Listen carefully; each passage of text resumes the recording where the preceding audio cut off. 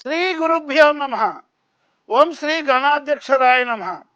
మన ఈరోజు అద్భుతమైన ఈ బాలకాండలో 6వ ఎపిసోడ్గా విశ్వామిత్రుల వారి చేస్తున్న యాగస్థలికి చేరుకున్న తర్వాత జరిగినటువంటి ఇతివృత్తాన్ని గురించి సూక్ష్మంగా ఇలా తెలుసుకుంటాం. రామ లక్ష్మణులకు విశ్వామిత్రుడు ఎలా అన్నీ చూపించారు ఆ యజ్ఞశాలను. ఇకపోతే వెంటనే ఇది సిద్ధాశ్రమం అన్నారు కదా, కాశ్యపుడి తపస్సు సిద్ధించిన ప్రదేశం కనుకనే దీన్ని సిద్ధాశ్రమం అంటారు. విష్ణువు మీద భక్తి చేత నేను కూడా ఈ ఆశ్రమంలోనే ఉంటున్నానని విశ్వామిత్రుల వారు రాముల వారికి చెప్పారు.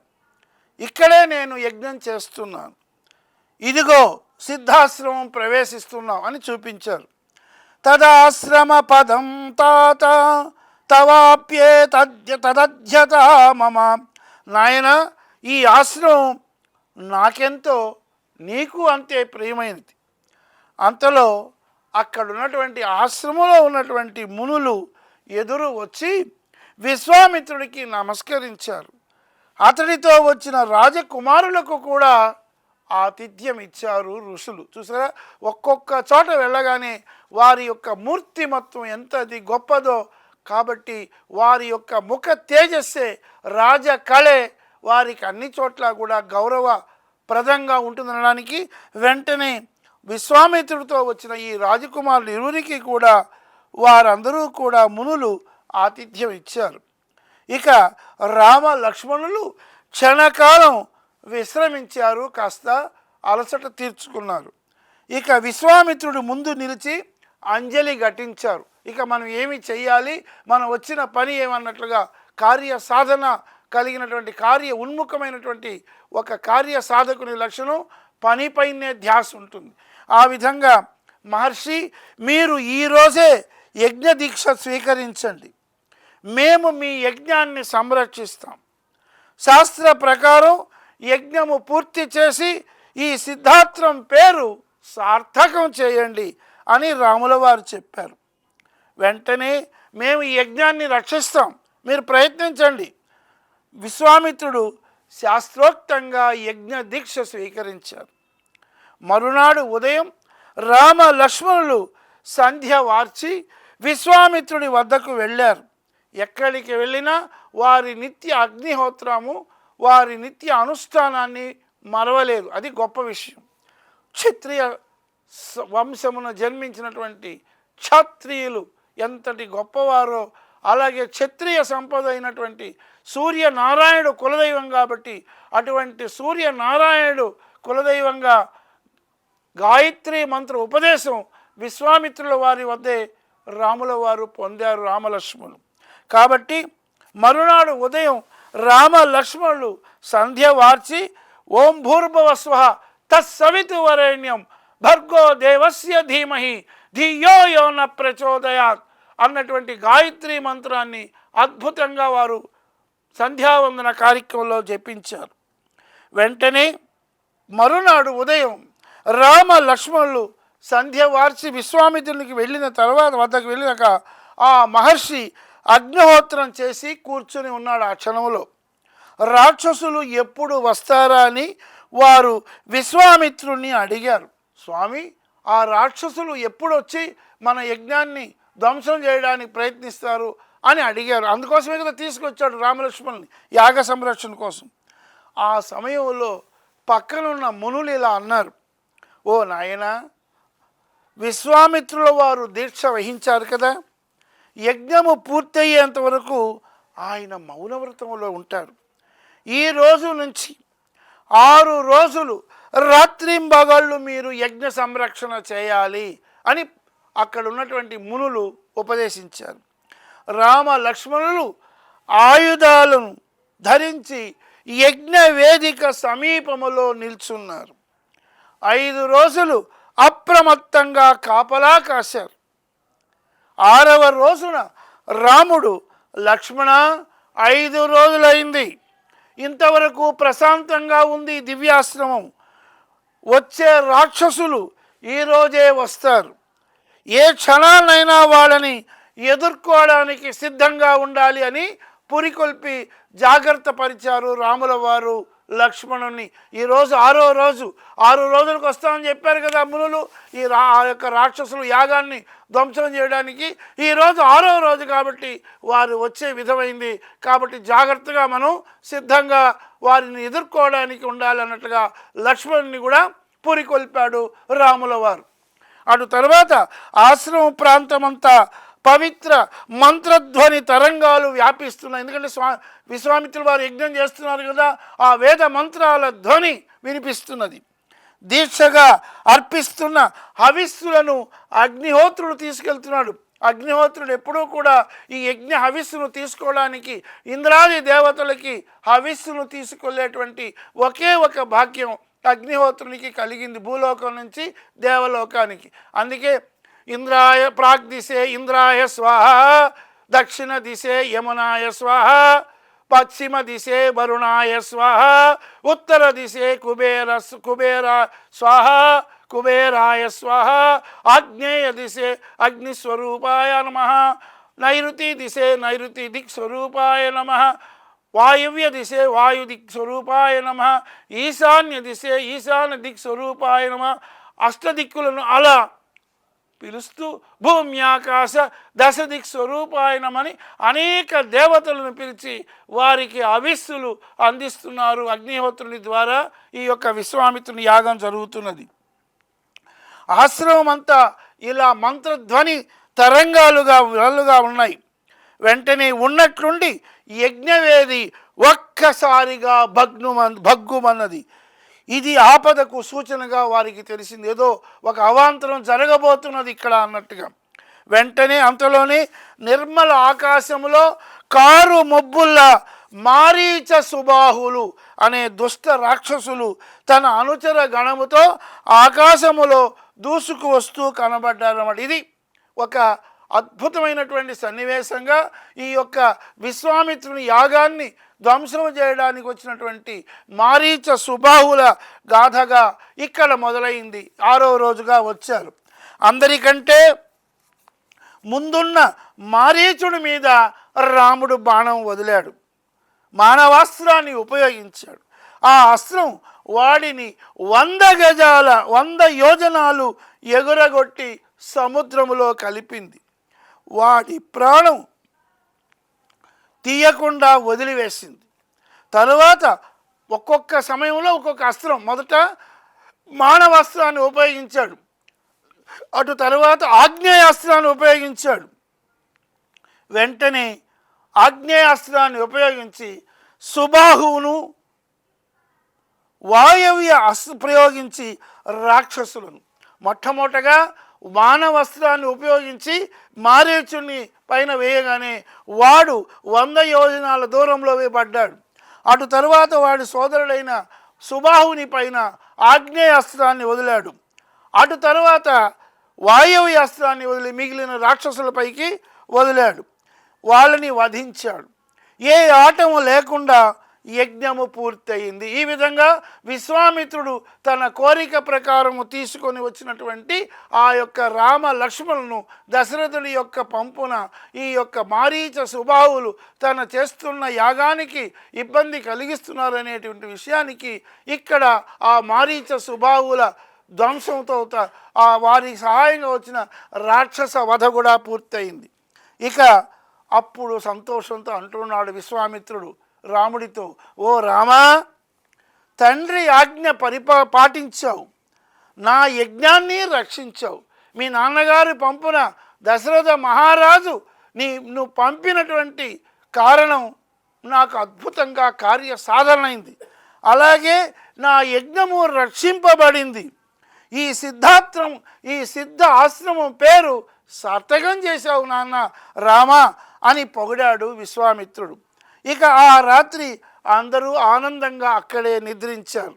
మరునాడు ఉదయం రామ లక్ష్మణులు విశ్వామిత్రుని ముందు వినయంగా నిలిచి మధుర ఉదారంగా ఇలా అన్నారు, ఓ మునీంద్ర, మేము మీ కింకరులం, మేము ఇంకా ఏం చేయాలో చెప్పండి, మీ సేవకులం, స్వామి ఆ యొక్క యాగ పరిసమాప్తి అయింది, ఈ మారీచ సుబాహువులు వారితో వచ్చిన రాక్షసుల వధ అయిపోయింది, ఇక మేము చేయవలసిన మరొక కార్యం ఏమైనా ఉంటే చెప్పండి అని విశ్వామిత్రుని సవినయంగా అడిగారు.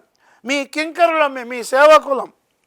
అప్పుడు అన్నాడు, అక్కడ ఉన్న మునులు విశ్వామిత్రుని మనస్సులో ఉన్న ఒక మాటను చెప్పారు. చూసారా, ఇది ఒక సూక్ష్మమైన గాథ. రామా, మిథిలాపతి ఇక నెక్స్ట్ స్వయంవరానికి పోబోయేటానికి ఒక ఉపద్గలపైన సూచికగా మునుల చేత చెప్పబడిన వాక్యం విశ్వామిత్రుడి మనసులోని మాట. రామా, మిథిలాపతి జనక మహారాజు ఒక గొప్ప యజ్ఞం చేస్తున్నారు. మేమందరము ఆ యజ్ఞము చూడడానికి వెళుతున్నాం. మీరు కూడా మాతో రావాలని గురుదేవుల సంకల్పం. అది ఒక మలుపు తిరిగింది రాముడి యొక్క జీవన చరిత్రలో. జనకుడి ఇంట్లో గొప్ప శివధనస్సు ఉన్నది, దానిని మీరు తప్పక చూడాలి అని మునులు చెప్పారన్నమాట. అంటే అటు తర్వాత ప్రయాణం కొనసాగించడం, మిథిలా నగరానికి వెళ్ళడానికి ఒక మార్గనిర్దేశకం అయింది. అటు తర్వాత విశ్వామిత్రుడు అభిప్రాయం రామలక్ష్మణులకు ఆదేశమే కదా, కాదంటారా? వారు ప్రయాణానికి సిద్ధమయ్యారు. విశ్వామిత్రుడు వన దేవతల వద్ద, చూసారు ఎంత గొప్ప విషయం, అక్కడ ఎవరైతే ఉన్నాయో ప్రకృతిలో ఉన్న దేవతలు తను యాగం చేసిన ప్రదేశం కాబట్టి ఆ వన దేవతలకు అంత శక్తి ఉంది, ప్రకృతి మాత కాబట్టి వన దేవతల వద్ద, ఆ వనములో ఉన్నటువంటి పశు పక్షాదుల వద్ద కూడా సెలవు తీసుకుంటే తనను అనుసరించినటువంటి వాళ్ళందరి దగ్గర కూడా ఒక ప్రేమ భావాన్ని చూపించడం అనేటువంటిది అద్భుతమైన విధంగా విశ్వామిత్రుడు తాను చూపినటువంటి వనదేవతలను పశుపక్షాదుల వల్ల సెలవు తీసుకుంటే తాను నివసించినటువంటి ప్రదేశంలో ఉన్న చుట్టూ పరివారానికి కూడా ఒక ప్రేమను చూపే విధంగా సెలవు తీసుకున్నాడు. ఆశ్రమంలో ఉన్న మునులు నిత్య అనుష్ఠానానికి కావలసిన సంభారాలు 100 బళ్ళల్లో నింపారు. ఇక వెళుతున్నారు కదా, దారిలో అంతా మిథిలా నగరం దిశలో బయలుదేరారు. ఈ విధంగా మిథిలా నగరం వైపు వారి ప్రయాణం కొనసాగుతున్నది. ఇక అటు తర్వాత ఉదయం సిద్ధాశ్రమంలో బయలుదేరిన వారు సాయంత్రానికి సోన నదం తీరం చేరారు. నదికి నదానికి ఒక విధమైనటువంటి తేడా ఉంది. సోన నది కాదు, అది నదం. నదము అంటే పడమటి నుంచి బయలుదేరి తూర్పుకు ప్రవహించేదాన్ని నది అంటాం. తూర్పున బయలుదేరి పడమటి దిశగా ప్రవహించేదానికి నదము అంటాం. నది నదాలన్నీ కూడా సముద్రంలో కలుస్తాయి. ఇక వారు ఆ రాత్రికి సోన నదము అనేటువంటి ప్రదేశంలో బస చేశారు. అటు తర్వాత ఉదయం లేవంగానే స్నాన సంధ్యాదులు చేసుకొని అనుష్ఠానాలు ఎక్కడికి వెళ్ళినా ప్రతిరోజు ఈ నిత్య కార్యక్రమం అనుష్ఠానం సంధ్యావందనం అనేది ముఖ్య ఆనవాయితీగా ఏర్పడింది. ఇక సంధ్య అనుష్ఠానములు పూర్తి చేసి అందరూ విశ్వామిత్రుని చుట్టూ చేరారు. రాముడు ఆ బ్రహ్మర్షిని ఎదురుగా కూర్చోమన్నాడు. చూసారా, అక్కడ కూడా మరొక విషయాలు చెప్పడానికి. ఆ ప్రదేశం అంతా, ఆ సోననద ప్రదేశం ఫల పుష్పాలతో నిండిన వృక్షాలు ఉన్నాయి. చుట్టూ సస్యశ్యామలమైన పంట పొలాలు ఉన్నాయి. ఆ అందమైన దేశం గురించి చెప్పమని రాముడు అడిగాడు. ఈ ప్రకృతి దృశ్యాన్నంతా చూసి ఆనందపడ్డాడు రాముడు. ప్రేమమయుడు కదా, అద్భుతంగా ఈ ప్రకృతిలో ఇంత అందం ఉన్నదే అన్నట్టుగా వెంటనే ఆ ప్రదేశం అంతా ఫల పుష్పాదులతో నిండిన వృక్షాలు ఉన్నాయి, సస్యశ్యామలమైన పంట పొలాలు ఉన్నాయి, వీటిని గురించి చెప్పండి అని రాముడు విశ్వామిత్రుని అడిగాడు. ఒక్కొక్క ప్రదేశానికి వెళ్ళినప్పుడు ఆ ప్రదేశాల వివరాలను కనుక్కోవడం అనేది రాముడి యొక్క జిజ్ఞాస. వెంటనే రామా, ఈ ప్రదేశము చరిత్ర నా వంశ చరిత్రలో ముడివడి ఉన్నది అని విశ్వామిత్రుడు వాళ్ళు మొదలెట్టారు. చతుర్ముఖ బ్రహ్మ కుమారుడు కుశుడు. బ్రహ్మ ఆదేశముతో ఆయన భూలోకములో రాజ్యం చేయడానికి వచ్చాడు. విదర్భరాజు కుమార్తెను వివాహం చేసుకున్నాడు ఆ చతుర్ముఖ బ్రహ్మ కుమారుడైన కుశుడు. ఆ దంపతులకు 4 కుమారులు కలిగారు. వారి పేర్లు కుశాంబుడు, కుశనాభుడు, అధూర్తర రజసుడు, వసు. ఆ నలుగురు పెరిగి పెద్దవారై మహాధార్మికులయ్యారు. కుశుడు రాజ్య పాలన బాధ్యత కుమారులకు అప్పగించాడు. వారు 4 నగరాలు నిర్మించుకొని రాజ్య పాలన చేస్తారు. ఎవరు వాళ్ళు? కుశాంబుడు, కుశనాభుడు, అధూర్త రజసుడు, వసు. ఆ వారిలో వసు అనేవాడు గిరివ్రజపురం అనే నగరాన్ని నిర్మించాడు. ఇప్పుడు మనం ఆ వసువు యొక్క రాజ్యమైన గిరివ్రజపురములోనే ఉన్నాం. ఇది సోన నదీ తీరంలో, సోన నదంలో దగ్గర ఉన్నది. చుట్టూ 5 పర్వతాలు ఉండటం చేత దీనికి గిరివ్రజము అని పేరు వచ్చింది. ఈ కొండల మధ్య సోననదము మాగధి అనే పేరుతో తూర్పు నుంచి పడమటికి ప్రవహిస్తుంది. ఆ నదం వలన ఈ దేశం సస్యశ్యామల. ఈ సోననదం అనేది ఇక్కడ మాగధి అనే పేరులో ప్రవహిస్తున్నది. కుశనాభుడికి సంతానం లేదు. ఆయన అత్యంత వైభవంగా పుత్రకామేష్టి యాగం చేశాడు. యజ్ఞ ఫలంగా ఆయనకు గాధి జన్మించాడు. ఎవరికి? ఆ కుశనాభుడికి. పరమ ధార్మికుడైన ఆ గాధియే మా తండ్రి గారు అని అద్భుతంగా తన స్వీయ చరిత్రను చెప్పుకొచ్చాడు. కుశుడి వంశములో పుట్టినందుకు నన్ను కౌశికుడు అంటారు. గాధి కుమారుడుగా కాన గాధేయుడు అంటారు. కుశుని వంశములో పుట్టడం వల్ల నేను కౌశికుడయ్యాను. అలాగే గాధి కుమారుడు కాబట్టి మా తండ్రి గారు నాకు గాధేయుడనే పేరు వచ్చింది. నాకు ఒక అక్కగారు ఉండేది. ఆమె పేరు సత్యవతి. ఆమె భర్తే రుచీకుడు. రుచీకుడు స్వర్గస్థుడు అయ్యాక ఆమె భర్తను అనుసరించి సశరీరంగానే స్వర్గానికి వెళ్ళింది మా అక్కగారు. తరువాత హిమాలయాల్లో ప్రవహించే పవిత్ర కౌశికీ నదిగా మారిపోయింది. ఆమె పట్ల ప్రేమతో నేను హిమాలయంలోనే ఉంటున్నాను. ఒక కార్యసిద్ధి కోసం ఈ సిద్ధాశ్రమానికి వచ్చాను. నీ వలన ఆ కార్యం సిద్ధించింది. ఇది నా వంశ చరిత్ర అని విశ్వామిత్రుడు తన స్వీయ చరిత్రను రాముల వారికి అక్కడున్న ప్రకృతి దృశ్యాలన్నీ చూసి ఆనందంగా వివరించారు. ఇకపోతే మునులు కుశ వంశాన్ని కీర్తించారు. అందరూ ప్రశాంతంగా నిద్రపోయారు. మరునాడు ఉదయం విశ్వామిత్రుడు రాముడిని ప్రేమగా మేల్కొల్పాడు. రాత్రి నిద్రపోయారు కదా, ఆ మేల్కొల్పే విధానంలో అద్భుతంగా వాల్మీకి రామాయణం ఇలా ఉంది. సుప్రభాత నిశారామ పూర్వ సంధ్యా ప్రవర్తతే ఉత్తిష్టోత్తిష్ట భద్రం తే గమనాయాభిరోయచ. సుప్రభాత నిశారామ పూర్వ సంధ్యా ప్రవర్తతే ఉత్తిష్టోత్తిష్ట భద్రంతే గమనాయాభిరోచయ. ఓ రామా, తెల్లవారుతున్నది, ప్రాతః సంధ్యా సమయము కావస్తున్నది. మేలుకో, ప్రయాణానికి సిద్ధం కావాలి. ఇలా అంచెలంచెలుగా ఒక్కొక్క ప్రదేశానికి తీసుకెళ్తున్నాడు. ప్రాతకాలపు విధులు పూర్తి అయ్యాయి. ప్రయాణం మొదలైంది. సోన నదములో నీరు తక్కువగా ఉంది. లోతు లేని ప్రదేశములో కాలినడకనే నదిని దాటారు వారు. మధ్యాహ్నానికి గంగా తీరం చేరారు. కొంత విశ్రమించి సాయంత్రం అవుతుంటే అందరూ పావన గంగోదకములో స్నానం చేశారు. దేవ పితృ విధులు చేశారు. అగ్నిహోత్రం చేసి హవిస్సులు అర్పించి హోమ శేషాన్ని అమృతంలా స్వీకరించారు. ఋషులంతా విశ్వామిత్రుడి చుట్టూ చేరారు. అయితే ఋషులు కూడా చాలామంది వచ్చారు కదా. రాముడు విశ్వామిత్రుడికి అభిముఖంగా కూర్చొని గంగను గూర్చి అడిగాడు. అటు తర్వాత గంగను గూర్చి అడిగాడు రాముల వారు.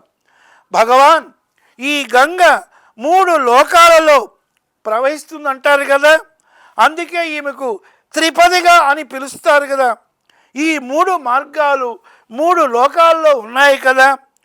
ఒకే నది ఒకే కాలములో 3 వేరువేరు లోకాలలో ఎలా ప్రవహిస్తుంది? అలా ప్రవహించి చివరికి ఈ నది నదపతి అయిన సముద్రుని ఎలా చేరుతుంది అనేటువంటి తన సందేహాన్ని ప్రశ్న అడిగారన్నమాట రాముల వారు. ఇవన్నీ కూడా మనకు కూడా ఒక అద్భుతమైనటువంటి విధంగా తెలుసుకొని ఒక గాథగా ఈ రామాయణంలో ఉన్నాయి. రాముడి ప్రశ్నలకు సమాధానం చెప్పడం విశ్వామిత్రుడికి ఆనందం. ఆయన ప్రతి ఒక్కటి అడుగుతుంటే ఆనందంగా చెప్పుకుంటూ వెళుతున్నారు రాముల వారికి, ఆ యొక్క లక్ష్మణుడికి కూడా మన విశ్వామిత్రుల వారు. ఆయన చెప్పే చరిత్ర వినాలని మునులకు కూడా కుతూహలం. గాధేయుడు లోకపావని గంగ చరిత్ర క్లుప్తంగా ఇలా చెప్పసాగాడు. ఓ రామ, హిమవంతుడు పర్వతరాజు, మేరు పర్వత పుత్రి అయిన మనోరమ హిమవంతుడి భార్య. వారికి 2 కుమార్తెలు. పెద్ద కుమార్తె పేరే గంగ. ఈమె స్వేచ్ఛగా ప్రవహించే శక్తి కలది. ఈ నదికి పాపం అంటదు. ఈ నదీ జలాలను తాకితే చాలు పాపాలు నశిస్తాయి. అందుకే ఈమెను లోకపావని అని అంటారు. గంగను తమకు ఇచ్చి వేయమని దేవతలు హిమవంతుణ్ణి కోరారు. ఆయన అంగీకరించాడు. ఫలితంగా ఆమె మందాకిని అనే పేరుతో స్వర్గంలోను, భాగీరథి అనే పేరుతో భూమిపైన, భోగవతి అనే పేరుతో పాతాళంలో, 3 లోకాల్లో 3 పేర్లు. స్వర్గములో మందాకినిగా, భూమిపైన భూలోకములో భాగీరథిగా, పాతాళములో భోగవతిగా ఉన్నది అని 3 పేర్లుగా చెప్పాడు. రాముడికి కథ వినిన తృప్తి కలగలేదు. మరలా ప్రశ్నించాడు. మహర్షి, స్వర్గలోకానికి వెళ్ళిన గంగ భూలోకానికి ఎందుకు వచ్చింది, ఆ పైన పాతాళలోకానికి ఎందుకు చేరింది అనే ఒక ప్రశ్న వేశారు. ఆ తరువాత జరిగిన ఇతివృత్తాన్ని మనం ఇలా తెలుసుకుంటే అద్భుతంగా ఉన్నది. అదే గంగా అవతరణ గాథ. ఈ గంగా అవతరణ గాథలో అద్భుతమైన విషయాన్ని ఆ యొక్క విశ్వామిత్రుడు రాముడికి చెప్తున్నాడు. ఓ రామా, మీ వంశములోనే సగరుడనే ధర్మాత్ముడైన ఒక చక్రవర్తిని అయోధ్యను పాలించాడు. ఆ సగరుడికి 2 భార్యలు. విదర్భరాజు కుమార్తె కేసిని అతని మొదటి భార్య, అరిష్టనేమి కూతురు సుమతి ఆయన 2వ భార్య. ఈ సుమతి గరుత్మంతుడి చెల్లెలు. ఓ రామ, మీ వంశములో సగరుడనేటువంటి ధర్మాత్ముడైన ఒక చక్రవర్తి పాలించేవాడు. ఆ సగరుడికి 2 భార్యలు. అందులో ఒక ఆవిడ విదర్భరాజు కుమార్తె అయిన కేసిని ఆయన మొదటి భార్య, 2వ భార్య అరిష్టనేమి కూతురు సుమతి. అంటే కేసిని సుమతి అనేవాళ్ళు 2 భార్యలు. భృగు మహర్షి ఇచ్చిన వరం వలన కేసినికి అసంబసుడు అసమంజుడు అనే కుమారులు పుట్టాడు. సుమతికి 60,000 మంది కుమారులు పుట్టారు. ఎవరికి? ఈ యొక్క సగరుని కుమారులు. భృగు మహర్షి ఇచ్చిన వరం వలన కేసినికి అసమంజుడు అనే కుమారుడు పుట్టాడు. సుమతికి 60,000 మంది కుమారులు పుట్టాడు. ఈ అసమంజుడు క్రూరుడై ప్రజలను హింసించి ఆనందించేవాడు. సగరుడు అతన్ని దేశం నుంచి బహిష్కరించాడు. క్రూరుడైన అసమంజుడికి అంశుమంతుడనే ధర్మాత్ముడైన కొడుకు పుట్టాడు. అంశుమంతుని చక్రవర్తి తన వద్దనే ఉంచుకున్నాడు. సుమతి సంతానం బలాఢ్యుడై అమిత పరాక్రమవంతులైనారు. కొంతకాలానికి సగరుడికి అశ్వమేధ యాగం చేయాలనే కోరిక కలిగింది. ఋత్విక్కులు నిర్ణయించిన ముహూర్తములో యాగ అశ్వాన్ని విడిచిపెట్టారు. దేవేంద్రుడు ఆ యాగ అశ్వాన్ని అపహరించాడు. అటు తరువాత ఏమి జరిగిన విషయమో అద్భుతమైనటువంటిది సశేషంగా రాబోయే 8వ ఎపిసోడ్లో తెలుసుకుంటాం. అంతవరకు కూడా ఓం శ్రీ రామ అనుగ్రహ ప్రాప్తిరస్తు. ఓం శ్రీ రామాయ నమః. స్వస్తి.